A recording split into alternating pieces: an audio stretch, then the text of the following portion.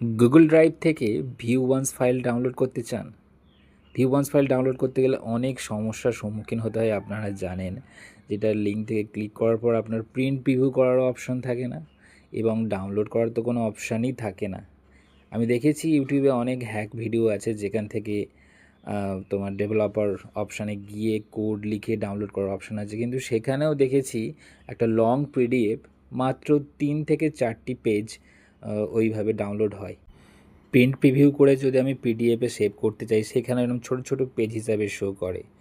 তো এটা অনেক মুশকিলের সমস্যায় পড়তে হয় যারা বিশেষ করে স্টুডেন্ট আছেও। View once file PDF share করা হয় কোচিং থেকে।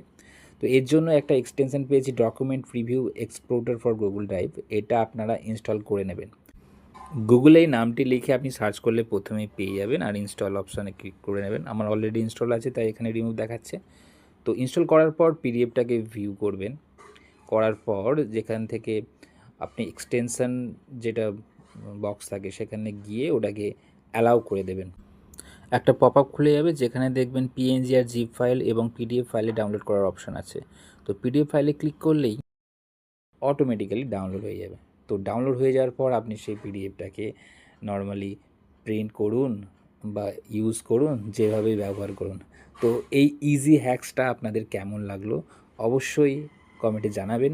আর এরকম ইজি ট্রিক্স পেতে অবশ্যই বঙ্গ নিউজকে সাবস্ক্রাইব করে সঙ্গে থাকবেন। অনেক অনেক ধন্যবাদ। দেখা হচ্ছে নেক্সট ভিডিওতে।